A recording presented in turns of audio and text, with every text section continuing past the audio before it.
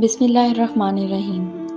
میرا نام امیر حمزہ ہے اور میرا تعلق لاہور کے ایک غریب گھرانے سے ہے۔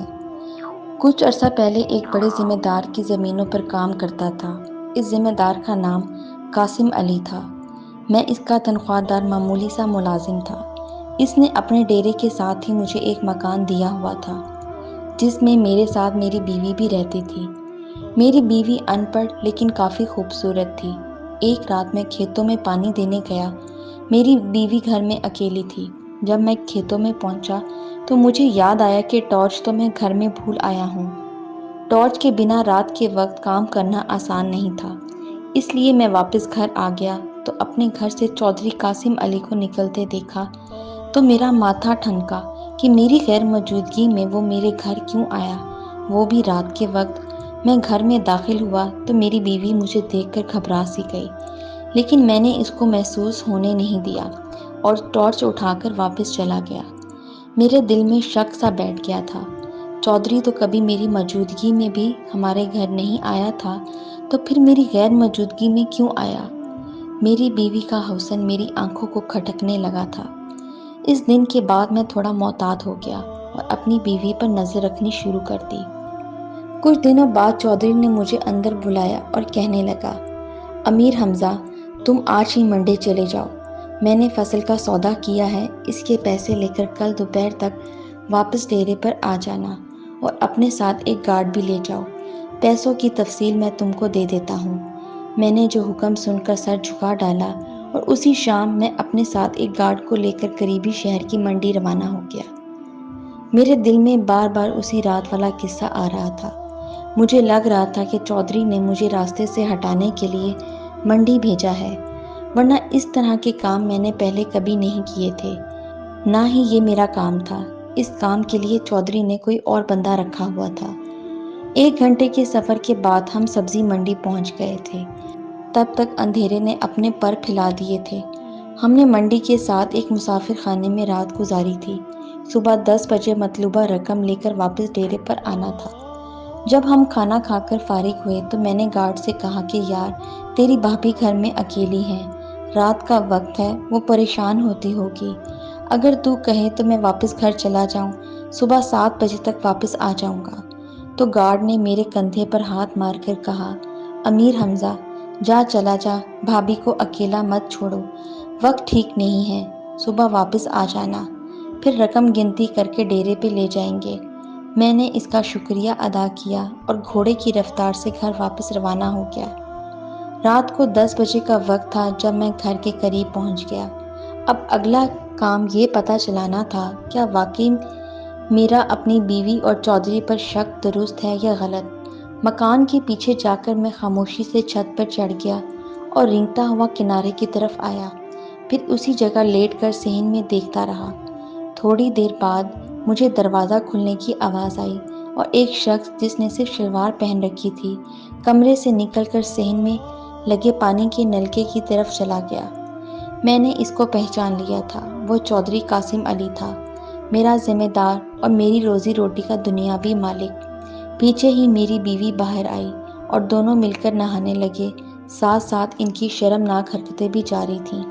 میرا شک بالکل درست نکلا تھا۔ میری خوبصورت بیوی چودھری کے ساتھ مل کر میری ناک کے نیچے میری عزت کا کباڑہ کر رہی تھی اور میں احمقوں کی جنت میں رہ رہا تھا۔ میرا خون جوش مار رہا تھا، دل کرتا تھا کہ ابھی نیچے اتر کر دونوں کا قیمہ بنا ڈالوں، لیکن پھر میں نے جوش کے بجائے ہوش سے کام لینے کا سوچا اور خاموشی سے لیٹا رہا۔ دونوں نہا کر واپس کمرے میں چلے گئے تو میں چھت سے نیچے اتر آیا اور صحن میں خاموشی سے کچھ ڈھونڈنے لگا۔ جلد ہی مجھے میری مطلوبہ چیز مل گئی۔ وہ لمبے دستے والا ہتھوڑا تھا جس سے میں اپنی کھیتی باڑی والے اوزار مرمت کیا کرتا تھا، اور میں نے وہ ہتھوڑا ہاتھ میں پکڑ کر دروازے کے پیچھے چھپ کر کھڑا ہو گیا۔ اس وقت مجھے کافی دیر انتظار کرنا پڑا تھا۔ کمرے کے اندر سے سرگوشیوں کی آواز آ رہی تھی۔ میرا دل دھواں دھواں ہو رہا تھا۔ میں غریب ضرور تھا لیکن بے غیرت ہرگز نہیں تھا، اور آج میں اس کھیل کو ختم کرنے والا تھا۔ پھر اچانک دروازہ کھلا اور جو پہلے باہر نکلا وہ چودھری ہی تھا۔ میں نے ہتھوڑا لہرایا اور اس کے سر پر دے مارا۔ وہ کوئی آواز نکالے بغیر ہی ڈھیر ہو گیا۔ اندر سے میری بیوی کی آواز آ رہی تھی، چودھری سے کہہ رہی تھی کہ دوبارہ کب ملنے آؤ گے، انتظار کروں گی۔ میں نے کمرے میں داخل ہو کر بلند آواز میں کہا کہ چودھری کو آنے کی اجازت نہیں ہے، بلکہ تم کو اس کے پاس جانا پڑے گا۔ مجھے اس طرح اچانک دیکھ کر حیرت سے میری بیوی کا منہ کھلا کا کھلا رہ گیا۔ میں نے اس کے بالوں سے اسے پکڑا اور درشت لہجے میں پوچھا کہ بدکار عورت، تو نے چودھری کے ساتھ ہی منہ کالا کرنا تھا تو مجھ سے طلاق کیوں نہ لے لی؟ وہ لرز رہی تھی اور کانپ رہی تھی اور معافی مانگ مانگ کر اپنی صفائیاں دینے کی کوشش کر رہی تھی۔ ہتھوڑا میرے ہاتھ میں تھا اور اس سے خون ٹپک رہا تھا۔ میں اس کو کھینچ کر کمرے سے باہر لے گیا اور گھما کر چودھری کی لاش کے پاس پھینکا۔ وہ مزید ڈر گئی اور جان بخشی کی درخواست کرنے لگی، لیکن مجھ پر خون سوار ہو رہا تھا۔ میں نے اس بے وفا کو آخری بار غور سے دیکھا اور آنکھیں بند کر کے ہتھوڑا اٹھایا اور گھما کر اس کے سر پہ دے مارا اور دروازہ کھول کر باہر نکل گیا۔ ہتھوڑا ابھی تک میرے ہاتھ میں تھا۔ میرا رخ اب واپس منڈی کی طرف تھا۔ راستے میں بڑی نہر آئی اور میں نے ہتھوڑا نہر میں پھینک دیا۔ 1 گھنٹے بعد میں واپس منڈی میں پہنچ چکا تھا۔ گارڈ سو رہا تھا۔ میں جا کر اس کے ساتھ لیٹ گیا اور جلد ہی گہری نیند سو گیا۔ صبح 9 بجے میں اٹھ بیٹھا، تب تک گارڈ بھی جاگ گیا تھا۔ وہ یہی سمجھ رہا تھا کہ میں صبح 7 بجے واپس آ کر سویا ہوں۔ ہم نے ڈٹ کر ناشتہ کیا، تب تک غلہ منڈی کا وہ دفتر کھل گیا تھا جہاں سے ہم نے رقم اٹھانی تھی۔ رقم کی رسید میرے پاس ہی تھی۔ رسید دکھا کر رقم وصول کی جو 50 لاکھ کے قریب بنتی تھی۔ پھر ہم دونوں نے واپسی کا سفر شروع کیا۔ رقم والا تھیلا میرے پاس تھا۔ راستے میں وہی نہر آئی جس میں نے ہتھوڑا پھینکا تھا۔ جیسے ہی نہر کے پل پر پہنچے، میں نے اس گارڈ کو ہلکا سا دھکا دیا اور وہ نہر کے اندر جا گرا۔ میں نے بھاگنا شروع کر دیا۔ جب تک وہ نہر سے باہر نکلا ہوگا، میں قریبی بس اڈے پر پہنچ چکا تھا۔ 50 لاکھ کی رقم میرے ہاتھ میں تھی۔